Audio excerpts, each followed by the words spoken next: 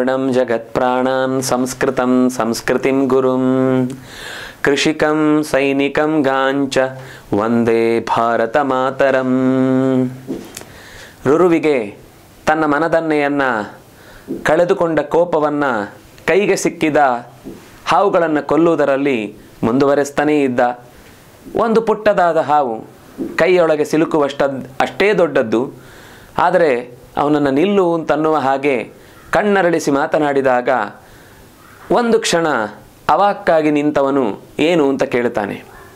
ಆಗ ನನ್ನನ್ನು ಯಾಕೆ ಕೊಲ್ತಾ ಇದ್ದಿ ಅಂತ ಕೇಳ್ತದೆ. ನಿನ್ನನ್ನು ಕೊಲ್ಲುವುದು ಯಾಕೆ ಅಂತಂದರೆ ಅದಕ್ಕೆ ಅವನಿಗೆ ತಡಬಡಾಯಿಸ್ತಾನೆ. ಉತ್ತರ ಕೊಡ್ಲಿಕ್ಕೆ ಬರುವುದಿಲ್ಲ.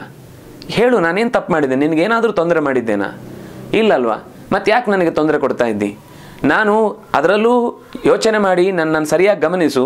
ನಾನು ವಿಷಯುಕ್ತವಾದ ಹಾವು ಅಲ್ಲ. ನಾನು ಒಂದು ಸಣ್ಣ ನನ್ನ ಪಾಡಿಗೆ ನಾನು ಓಡಾಡಿಕೊಳ್ಳುವ ಹಾವು.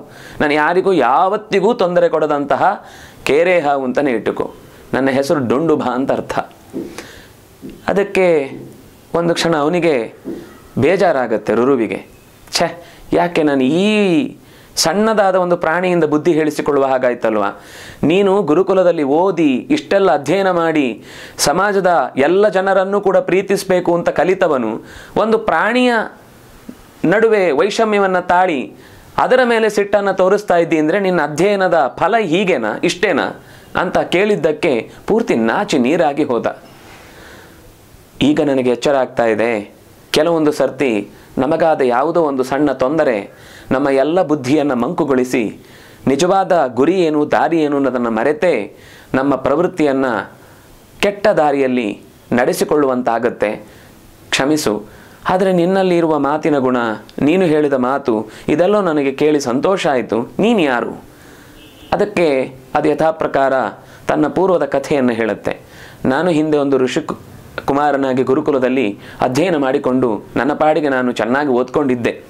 ಆದರೆ ಹುಡುಗಾಟದ ತುಂಟಾಟದ ಪ್ರವೃತ್ತಿ ತೀರ ಒಂದು ಸರ್ತಿ ಮಿತಿ ಮೀರಿ ನಮ್ಮ ತರಗತಿಯಲ್ಲಿದ್ದ ಒಬ್ಬ ನನ್ನ ಆತ್ಮೀಯ ಗೆಳೆಯನೂ ಹೌದು ಋಷಿಕುಮಾರನಿಗೆ ಅವನು ಹೊರಗಿನಿಂದ ಮನೆಯೊಳಗೆ ಬರ್ತಾ ಇರಬೇಕಾದ್ರೆ, ಅವನು ವಾಸವಾಗುವ ಕೋಣೆಗೆ ಬರ್ತಾ ಇರಬೇಕಾದ್ರೆ ಇದ್ದಕ್ಕಿದ್ದ ಹಾಗೆ ದರ್ಬೆಯಿಂದ ಚೆನ್ನಾಗಿ ಹೆಣೆದ ಹಾವಿನಂತೆಯೇ ಕಾಣ್ತಾ ಇದ್ದ ವಸ್ತುವನ್ನು ಅವನ ಮೇಲೆ ಎಸೆದೆ. ಅವನು ಅನ್ಯವನಸ್ಕನಾಗಿ ಏನನ್ನೋ ಧ್ಯಾನ ಮಾಡ್ತಾ ಚಿಂತನೆ ಮಾಡ್ತಾ ಬರ್ತಾ ಇದ್ದವನಿಗೆ ಇದನ್ನು ನೋಡಿ ಇದ್ದಕ್ಕಿದ್ದ ಹಾಗೆ ಆ ಹಾವಿನ ನೆನಪಿನಿಂದ ಮೂರ್ಛೆ ತಪ್ಪಿ ಬಿದ್ದ. ಹೆದರಿಕೊಂಡು ತುಂಬ ಬೇಸರ ಪಟ್ಟುಕೊಂಡ. ಎದ್ದ ಮೇಲೆ ಯಾಕೆ ಹೀಗೆ ಮಾಡಿದಿ ಅಂತ ಕೇಳ್ತಾ, ನನ್ನನ್ನು ಇಷ್ಟು ಹೆದರಿಸುವಂತಹ ತಪ್ಪು ಏನು ಮಾಡಿದೆ ನಾನು, ಅದರಿಂದಾಗಿ ನಿನಗೂ ಕೂಡ ಇದೇ ಸರ್ಪದ ಜನ್ಮ ಬರಲಿ ಅಂತ ಶಪಿಸಿದ. ಆಮೇಲೆ ನನಗೂ ಬೇಸರ ಆಯಿತು ಅವನ ಒದ್ದಾಟ ಪರಿಸ್ಥಿತಿ ಇತ್ಯಾದಿಗಳನ್ನು ಕಂಡು. ಆಗ ನಾನು ಕ್ಷಮೆ ಕೇಳಿದ್ದಕ್ಕೆ, ಸರಿ, ಏನು ಯೋಚನೆ ಮಾಡಬೇಡ, ನಿನ್ನ ಹಾಗೆ ಒಬ್ಬ ದುಡುಕಿನಿಂದ ಮಾಡುವ ತಪ್ಪಿನ ಕೆಲಸದಿಂದಾಗಿ ನಿನಗೂ ಏನಾದರೂ ಭಯ ಉಂಟಾಗಿ ನೀನು ತಡೆದು ನಿಲ್ಲಿಸಿದಾಗಲೇ ಅವನು ಕೂಡ ನಿನ್ನ ಸಮಸ್ಯೆಯನ್ನು ಕೇಳಿಕೊಂಡು ನಿನಗೆ ಅದರಿಂದ ಆ ತಪ್ಪನ್ನು ನಿಲ್ಲಿಸಿದ್ದೇ ಈ ತಪ್ಪಿನ ಪರಿಹಾರವಾಗಿ ನಿನಗೆ ಫಲಶ್ರುತಿಯಾಗಿ ಸಿಗುತ್ತೆ ಅಂತ ಹೀಗೆ ಆಶೀರ್ವದಿಸಿದ. ಇವತ್ತು ನನ್ನ ಅಪಾಯ ಪರಿಹಾರ ಆಯಿತು, ಆಪತ್ತು ದೂರ ಆಯಿತು ಅಂತ ಹೇಳಿ ತನ್ನ ದಿವ್ಯ ರೂಪವನ್ನು ಪಡೆದು ಅಲ್ಲಿಂದ ಹೊರಟು ಹೋದ. ಆಗ ಅದರ ಜೊತೆಗೆ ಒಂದು ಮಾತನ್ನದು ಸೇರಿಸಿ ಹೇಳಿತು. ನೋಡು, ನೀನು ಈಗ ಮಾಡ್ತಾ ಇರುವ ಕೆಲಸದಿಂದ ಹೇಗೋ ಹಾಗೇ ಜನಮೇಜಯನ ಕೆಲಸದಲ್ಲೂ ಕೂಡ ಮುಂದೆ ದೊಡ್ಡ ಯಾಗದಿಂದಾಗಿ ಸರ್ಪಗಳು ಸಾಯಲಿಕ್ಕಿದೆ ಅಂತ ಹೀಗೆ ಹೇಳಿದಾಗ ಅವನಿಗೆ ಆಶ್ಚರ್ಯ ಆಗುತ್ತೆ. ಸರ್ಪಗಳ ಹೋಮ ಅನ್ನೋದು ಅದು ಇವತ್ತು ನಿನ್ನೆಯದ್ದಲ್ಲ. ಬಹಳ ದೊಡ್ಡ ಪ್ರಮಾಣದಲ್ಲಿ ಆಗಾಗ ಬೇರೆ ಬೇರೆ ಸಂದರ್ಭದಲ್ಲಿ ಜನಗಳ ಶಕ್ತಿ ಅನ್ನೋದು ಅದರ ವಿರುದ್ಧವಾಗಿ ನಡೆದಾಗ ಅದು ಪರಿಸರದ ಮೇಲೆ ಕೆಟ್ಟ ಪರಿಣಾಮ ಬೀರುತ್ತೆ ಅನ್ನೋದನ್ನು ತೋರಿಸಿಕೊಡುತ್ತೆ ಅಂತ ಹೀಗೆ ಹೇಳಿದಾಗ ರುರು ಹೋಗಿ ಅಪ್ಪನ ಹತ್ರ ಕೇಳ್ತಾನೆ. ಅಪ್ಪ, ನೀವು ಹೇಳ್ತಾ ಇದ್ದೀರಿ ಯಾವಾಗಲೂ ನನಗೆ ಹಿಂದಿನ ಅನೇಕ ಇತಿಹಾಸಗಳು ಗೊತ್ತು ಅಂತ. ನನಗೆ ಡುಂಡುಭ ಒಂದು ಕತೆ ಹೇಳಿತು, ಜನಮೇಜನ ಯಾಗದಲ್ಲಿ ಸರ್ಪ ಎಲ್ಲವೂ ನಾಶವಾದವು ಅಂತ. ನೀನು ಕೂಡ ಅದೇ ತಪ್ಪು ಮಾಡಲಿಕ್ಕೆ ಹೊರಟಿದ್ದಿ. ಅದು ಅಲ್ಲ.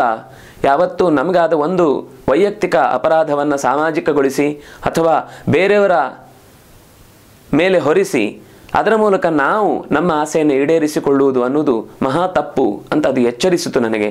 ನಾವು ಇವತ್ತು ನೋಡ್ತೇವೆ, ಸರ್ಕಾರದಿಂದ ಯಾವುದಾದ್ರೂ ಒಂದು ನಿಯಮ ಬಂದರೆ ಅದು ತಮಗೆ ತೊಂದರೆ ಆಗುತ್ತೆ ಅಂತಂದಾಗ ಅದು ಜನಗಳ ತೊಂದರೆ ಅಂತ ಮತ್ತೆ ಮತ್ತೆ ಉರಿಬಿದ್ದು ಮಾತನಾಡುತ್ತಾ ಜನರ ಬುದ್ಧಿಯಲ್ಲಿ ಅದೇ ಥರದ ಯೋಚನೆಯನ್ನು ಹಚ್ಚುವಂತೆ ಮಾಡುವಂತಹದ್ದು. ಹಾಗಾಗಿ ನಿನ್ನ ವೈಯಕ್ತಿಕವಾದ ಸಮಸ್ಯೆಯನ್ನು ಅದನ್ನು ಎಲ್ಲ ಪ್ರಾಣಿಗಳ ಮೇಲೂ ದಬ್ಬಾಳಿಕೆ ಮಾಡುವ ಮೂಲಕ, ಅದನ್ನು ಅಧಿಕಾರವನ್ನು ದುರ್ಬಳಕೆ ಮಾಡುವ ಮೂಲಕ ನಡೆಸಬಾರ್ದು ಅಂತ ಹೀಗೆ ಹೇಳಿತು. ಆದರೆ ಇತಿಹಾಸವಾಗಿ ಹೇಳಿದ ಸರ್ಪದ ಕಥೆ ಏನು ಅನ್ನೋದು ನನಗೆ ಗೊತ್ತಾಗಬೇಕು. ಅದಕ್ಕೋಸ್ಕರ ನಿನ್ನ ಹತ್ರ ಕೇಳ್ತಾ ಇದ್ದೇನೆ, ಅದನ್ನು ನನಗೆ ಹೇಳು ಅಂತ. ಹೀಗೆ ರುರು ತನ್ನ ತಂದೆಯನ್ನು ಪ್ರಮತಿಯನ್ನು ಕೇಳಿಕೊಳ್ತಾನೆ. ಹಾಗೆ ಕೇಳಿಕೊಂಡಾಗ ಅದೇ ವಿಷಯವನ್ನು ನಾನು ಈಗ ನಿನಗೆ ಹೇಳ್ತೇನೆ ಅಂತ ಸೂತ ಪುರಾಣಿಕರು ಶೌನಕರಿಗೆ ಇಡೀ ಜರತ್ಕಾರುವಿನ ವಾಸುಕಿಯಾದ ಅಂದರೆ ಶೇಷ ಪರಂಪರೆಯಲ್ಲಿ ಬಂದ ವಾಸುಕಿಯ ಕಥೆಯನ್ನು ಮತ್ತು ಅದರಿಂದ ಹಿಂದೆ ನಡೆದ ದೊಡ್ಡ ಈ ಸರ್ಪಯಾಗಕ್ಕೆ ಕಾರಣವಾದ ಇನ್ನೊಂದು ಮೂಲ ಅಂಶವನ್ನು ನಮ್ಮ ಮುಂದೆ ಇಡುತ್ತಾರೆ ವ್ಯಾಸರು. ಆ ಕಥೆಯನ್ನು ಮತ್ತೊಂದು ಬಾರಿ ಸೇರಿದಾಗ ನೋಡೋಣ. ನಮಸ್ಕಾರ.